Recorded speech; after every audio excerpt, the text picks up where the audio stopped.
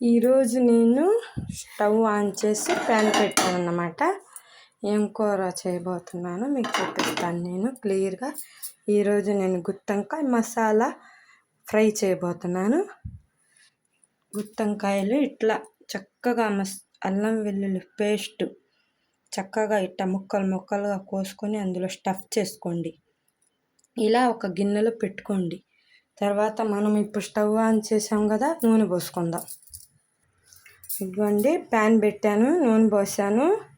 నూనె కాగిన తర్వాత మనం ఉల్లిపాయలు, కొత్తిమీర, పచ్చిమిరకాయలు వేసుకుందాం.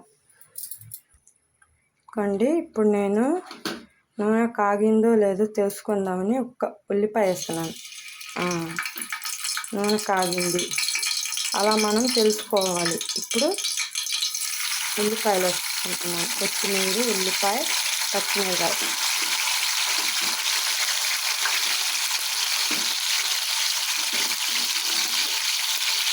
ఈ చక్కగా గోల్డెన్ కలర్లో వచ్చేదాకా కాసేపు వేపుకుందాం.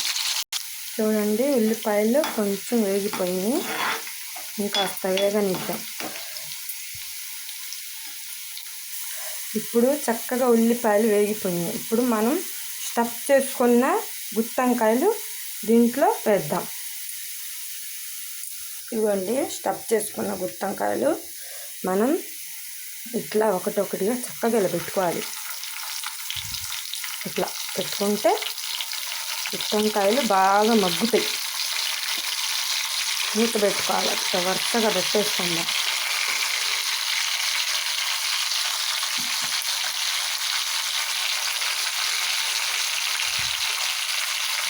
ఇలా పెట్టుకొని మిగతా మసాలా కట్టి ఉండగా అది కూడా వేసేసుకుందాం. ఇప్పుడు చెంచాతో చక్కగా తిప్పుకుందాం. దీంట్లోకి ఒక నిమ్మకాయ సైజ్ అంతా నానబెట్టుకొని చింతపండు చక్కగా పులుసులాగా చేసుకోవచ్చు. అంటే మా పిల్లలు పులుసు తినారని నేను ఇలా ఫ్రై చేస్తున్నాను. చక్కగా ఎంత రుచిగా ఉండిందంటే చాలా సూపర్గా ఉండేది. మీరు ఒకసారి ట్రై చేసి నాకు కామెంట్ చేయండి. నచ్చితే మా ఛానల్ సబ్స్క్రైబ్ చేసుకోండి. ఇది మూత పెట్టి మనం కాసేపు మగ్గిద్దాం. ఇప్పుడు ఇది కాసేపు మూత పెట్టి మగ్గిద్దాం. మనం మూత తీసి చూద్దాం. ఏంటంటే చక్కగా ఫ్రై అవుతున్నాయో గుత్తొంకాయ కూర, వాసన గుమాయించిపోతుంది.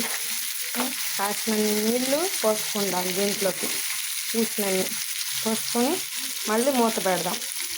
పూసినన్ని నీళ్లు పోసుకుందాం మాడకుండా. ఇప్పుడు ఈ నీళ్ళల్లో గుత్తొంకాయ బాగా మగ్గిపోయిద్ది అన్నమాట. మనం ఈ నీళ్ళు కొంచెం ఇంకిపోయేదాకా ఫ్రై చేసుకుంటే చాలు, సూపర్గా వచ్చిద్ది కూర. ఇప్పుడు మూత తీసి చూద్దాం. మన గుత్తొంకాయ కూర రెడీ అయిపోతుంది. చూడండి, చూసారా ఇంత సువాసన వస్తుంటే చూస్తేనే నోరు ఊరిపోతుంది, తినాలనిపిస్తుంది. మీకు ఎలా అనిపిస్తుందో కామెంట్ చేయండి. నాకైతే ఎప్పుడెప్పుడు తిందామా అనిపిస్తుంది. ఇంకాస్త మగ్గినిచ్చి మనం స్టవ్ కట్టేసుకుందాం. ఈలోపు మనం కొత్తిమీర వేసుకుందాం. చక్కగా మనం ముక్కలు చేసుకున్న కొత్తిమీర ఆకులు ఇలా ఇలా చక్కగా వేసుకుంటే మన గుత్తొంకాయ కర్రీ సూపర్ అంటే సూపర్, అద్భుతం.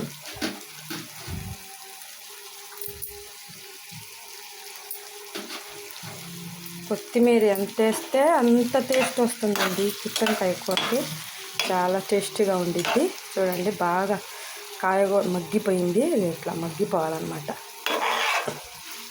నూనె కూడా సరిపోయింది. ఉప్పు, కారం, సాల్ట్ కూడా పర్ఫెక్ట్గా సరిపోయింది.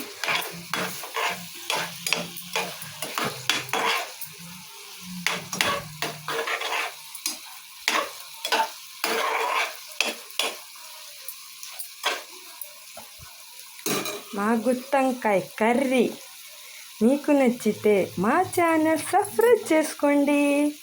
మా ఛానల్ చూస్తున్నారు కానీ సబ్స్క్రైబ్ చేసుకోవట్లేదు, చేసుకోండి.